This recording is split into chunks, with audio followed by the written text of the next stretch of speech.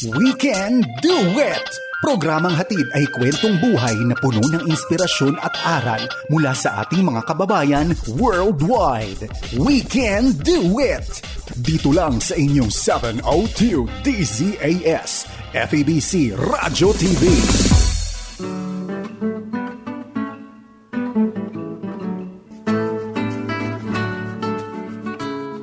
From Southern California and from Manitoba, we present to you Paris Broadcasting Company gives you We Can Do It! Pebrero 28, ang bilis lumipas, pinakamaikling buwan sa taon. Nasa dulo na tayo ng Pebrero, Ate Maru. Patuloy pa rin ang pagpapala ng Panginoon sa iyo. Kamusta ka, Ate? Kamusta ka? Ito, minus 30. Napaka-bait ng Panginoon sa iyo. Nakikita ko ang kagandahan ng Panginoon sa iyo at ang kagandahan mo, Ate. Pareho tayo. You know, Amen. When the blessing,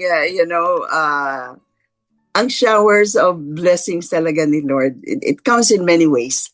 So, thank you lang for good health. Ikaw din, kay Dave. I thank God for your good health and your good mind. Grabe ang mind mo to remember things. Wow. Sabi ng aking may bahay, my husband has the brain of an elephant and the weight of one too. Kaya ganun din na ba mo kalaki? Anyway, ang ating panauhin at ang ating tampok sa buwan ng Pebrero, Kuya Lay and Ate Azel Navarro. Praise God.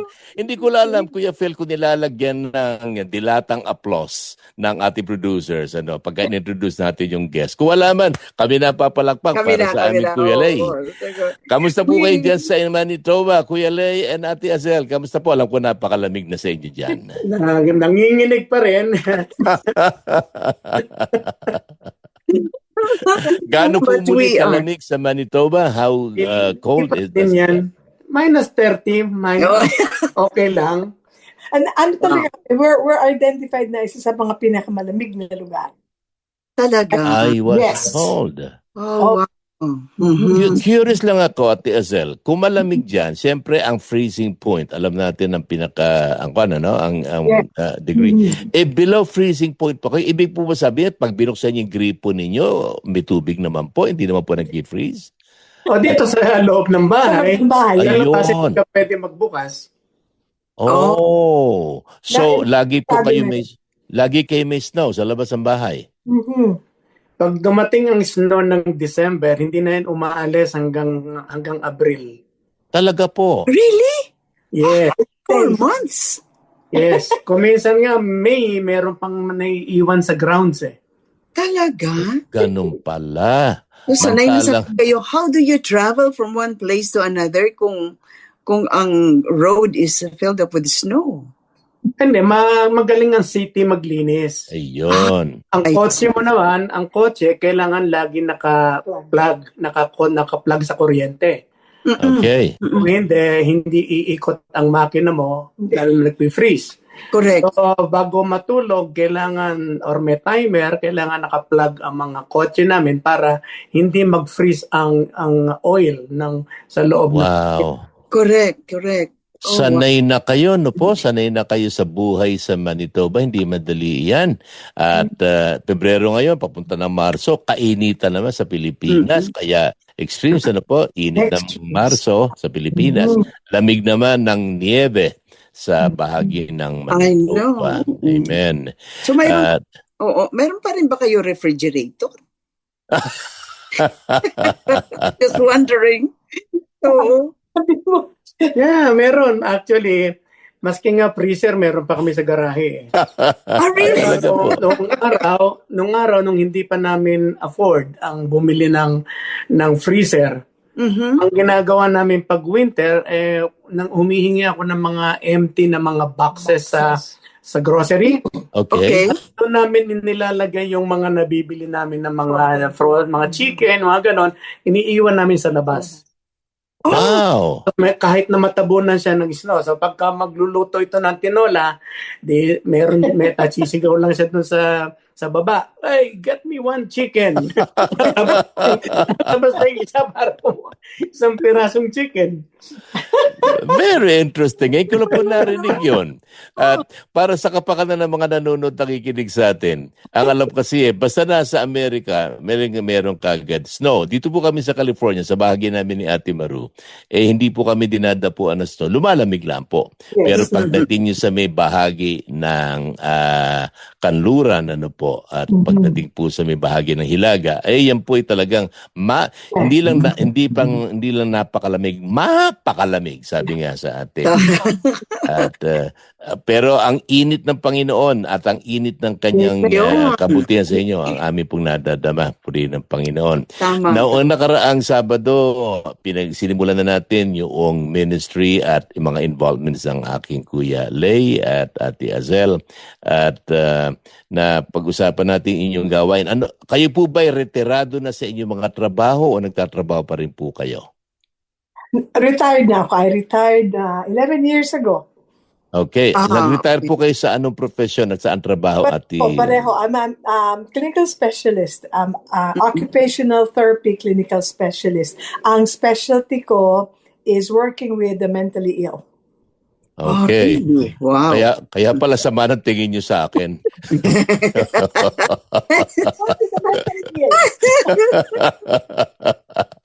At Kuya Lay, ganun din po ang inyong profession po. Nag-retire ako actually ng 2012. Mm-hmm. Alam niyo kung anong ginagawa ko before that? Ano po?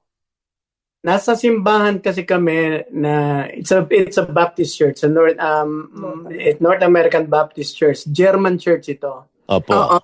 Caretaker ako ng simbahan. Wow. Custodian ako ng simbahan. Kasi yung custodian kasi nag-retire. All of a sudden, kailangan siya physically, hindi na siya pwede. Nandun naman ako sa simbahan almost every other day. Nagpe-prepare ako ng music para sa choir. Correct. Sabi ko sa kanila, doon sa search committee, sabi ko, bakit kayo naghahanap pa ng ibang custodian? Nandito ako almost every day. Opo. Yeah, right. So ako naging custodian ng simbahan. At the same time, kami rin ang may hawak ng music ministry. Yeah. Praise God. Yeah, at the same time, napakagaan ng trabaho ko. Kasi yung mga German na mga retired na Germans na mga lalaki, ang tapayan nila sa church. Araw-araw na lang, sasabihin nila sa akin, Lay, what needs to be done? Sila lang yung gumagawa. Wow. Naging supervisor ka hindi ko na-experience magpalit ng ilaw sa kisame ng gym. Full size yung gym namin. Wow. Yes. Kuya Lay, may tampo ko sa iyo. Ang ilga ng trabaho mo, bakit hindi mo ko kinontak para lumipat na ako naman ito basana? Anyway, biyaya din ng Panginoon yan. Binigyan din kami ng Panginoon ng chance na magkaroon ng extra income. So, nag-publish ako ng Filipino newspaper. Ayun. Okay. Pangalan ay Artista. Artista, Talaga naman. So, doon ako nagkaroon ng chance na marami ako nakilalang mga businesses sa Winnipeg. Opo. Kaya nung sinimulan namin ang Manitoba Filipino Street Festival, alam ko na kung sino ang lalapit ng for money. Siya naman. I see. Lahat ng mga advertisers ko ang sumuporta sa Manitoba Filipino Street Festival. Kaya hindi ko hindi ako kumuha ng pera sa gobyerno. Galing. Opo, tingnan nyo naman yung connection na yan. Ang galing mo naman. Balikan natin sandali yung newspaper na Artista. In circulation pa po ba hanggang ngayon yun? Hindi na. Nung mag-COVID kasi, itinigil ko na kasi wala ka namang paglalagyan ng dyaryo. Dahil tama. Ang lugar na binabagsakan dati ng dyaryo, ayaw na lang tumanggap. Yung naman. So, sa online. Kung sa bagay, very interesting ang ginawa ng Panginoon sa inyong profession. Opo, ngayon po nakaretiro na kayo. Ano po ang inyong buhay at ano po ang inyong ministry ngayon? Paano niyo po, what keeps you busy? I can tell you're busy po. Ako is one. Yeah. Kami ng sisters ko, we still sing sa awa ng Diyos in spite of yung throat na naging issue with me. Ang tawag na aming singing group with Ate Elik at saka my sisters are joint heirs. Joint heirs. Ganun Oh, ba yan? that's nice. Yes. So we sing every so often. Meron kaming isang personal care home, mga matatanda. Meadowood Manor ang tawag. Then we sing there. We sing. In fact, we're gonna sing doon we usually sing 2 songs. Ito talaga mga very, very old. Some of them are hearing aid. Panay nga ang practice nila. Sabi ko, huwag na kayong mag-practice dahil kalahati ng nakikinig sa inyo, tulog yung kalahati. Pahilan ng baterya ng hearing aid. But the Lord is good, Somehow, we're still able, habi namin, as long as we can sing. So my sisters and I, we still sing. And then, of course, I still teach, nag-Bible study ako with Filipino. Yeah. And then, of course, yun ang aking Ikaw, Mr. Navarro, what are you doing? Pero bago tayo punta kay QLA. Apostolic na lang eh. Oh, yung okay. anak ko, ibinababa yung 2 apo rito ng 7:30 ng umaga. So, yun ang aking responsibilidad. Ihatid ko sa eskwela at pipick upin ko sila ng hapon. Oh. Yun ang pag nag-start na yung panahon ng street festival, doon ako nagiging busy. Nga naman. Left and right ng meetings. Opo. Yeah. Yan po ba street festival, kuya, ay annual event po ba yan? Taon-taon po ba yan? Yeah, it's an annual event. Ngayon, mula nung sinimulan namin yan ng 2012, talagang pinilit ko na ang opening ceremony, laging mag-open ng prayer is pastor. Correct. Sa dami ng pastor dito, over 20 Filipino churches dito. Hindi kasama Katoliko Yes, Pentecostal churches. So, laging pastor ang nag-o-open ng ceremony. Opening prayer sa ceremony. Yeah. So, talagang natutuwa nga ako dahil meron akong para magamit ko yung mga ibang pastor dito, yung ibang churches. Correct. Anong months itong celebration ninyo? What month? August. Okay, and then tama. for how many weeks? How many weeks? O 1 week lang? 2 days lang yan. 2 days. 2 days lang. 2 days na full day yan. Mula umaga hanggang gabi ng Saturday. We end it with the fireworks on Saturday. Tapos na naman kami ng Sunday. Yun. Ang galing! Wow! Ang galing. Alam mo, Kuya Lay, dalangin ko na isang Agosto, sana itong taong ito, madala ko naman si Grace at makita ko yung iyong ginagawa diyan. Very exciting. Gusto ko makita yan At isa pa, ang Kuya Lay, meron kang gift of organization. Yung bang correct. Very obvious Kasi saan man siya naroroon, yung mga kasaysayang narinig ko, meron siyang assessment ability na nakikita niya ano kailangan, merong isang need, and then he fills that need. Meron pangangailangan at kanyang tinatagpo yung pangangailangan na yon. At hindi lang mag-isa, meron siyang kapasidad na isama ang kanyang community para na sa ganon magkatuwang-tuwang. Napakaganda ng binigay na gift sa iyo ng Panginoon, Kuya. Talagang talagang pinupuri ko po ang Panginoon. Ngayong narinig ko ang kasaysayan ninyo. Praise God. So, kwento nyo nga po yung Agosto yan, ipapag-pray natin yan na maging matagumpay ang 2026 version ng Street Festival na yan. Yan po ba ay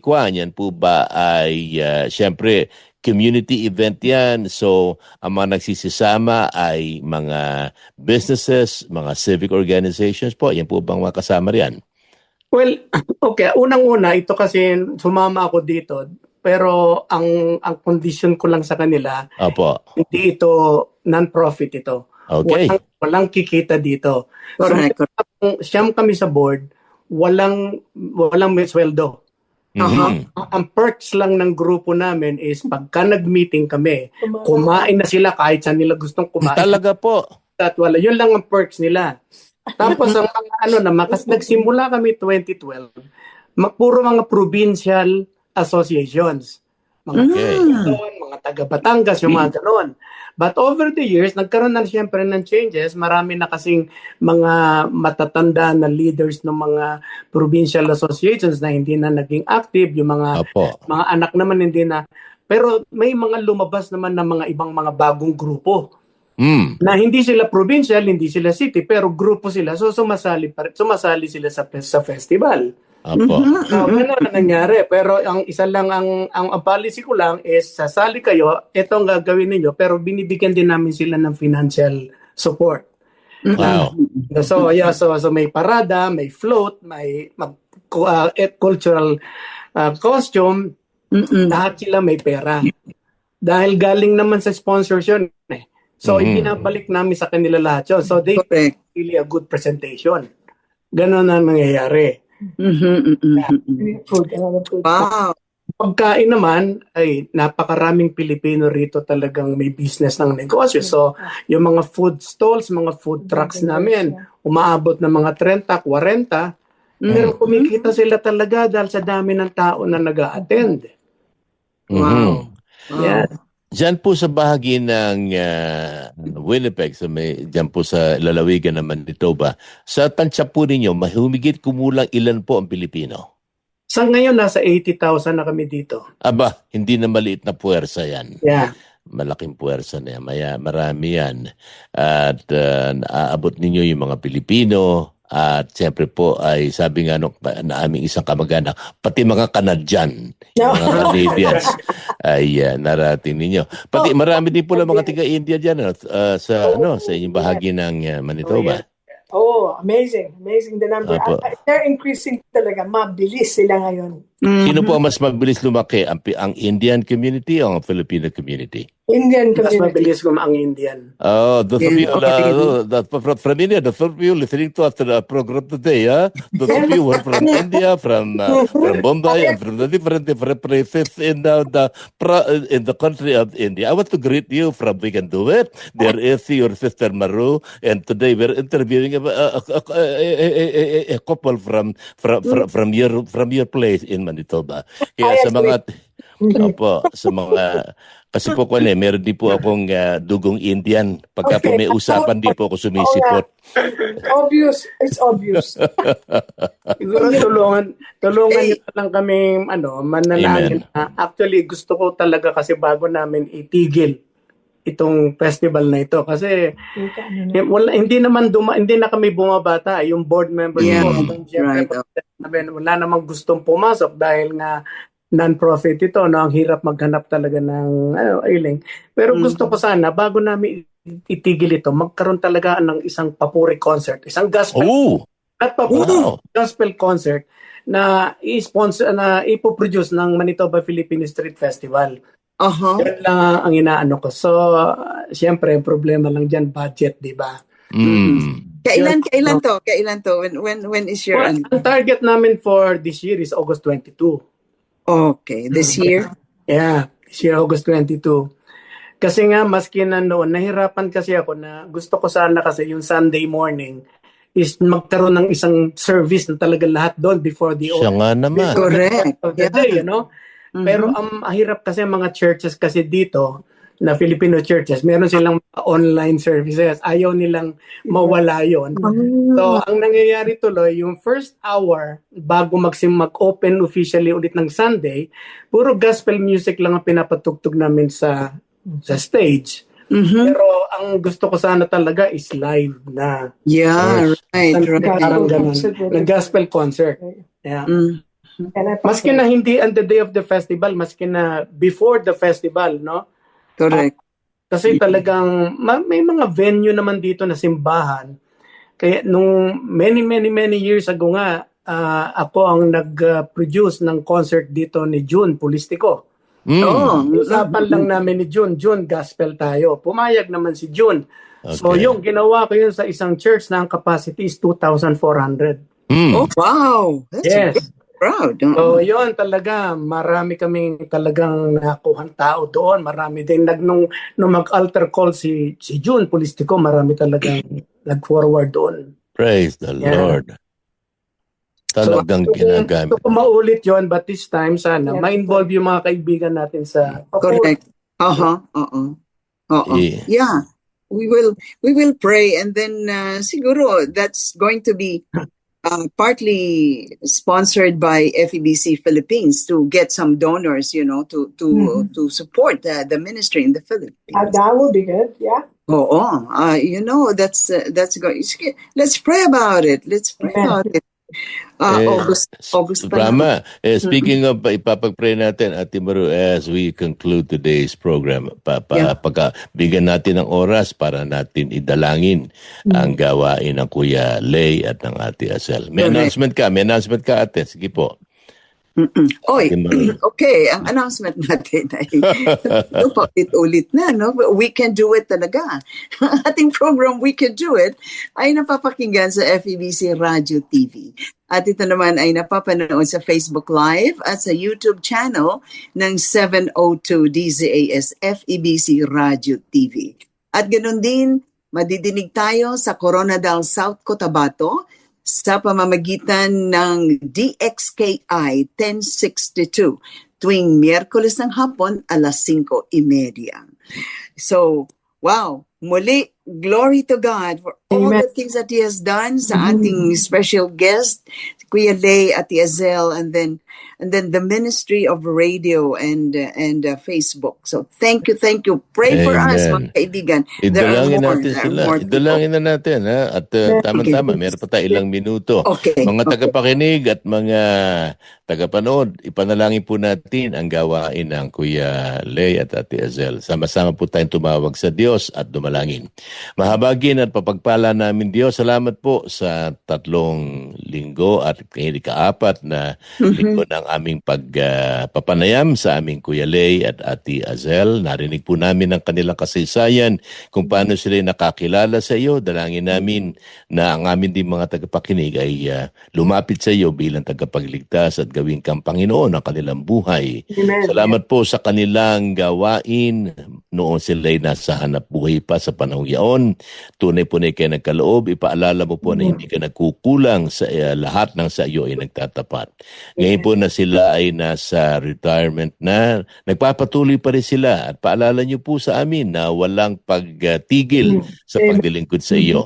Itinataas ko po, O Diyos, ang pinapangasiwaan ng aming Kuya Lay at Ate Azel Navarro. Hihingi po namin, O Diyos, ang iyong banal na pagkakaloob upang lahat ng kakailanganin ay matagpo.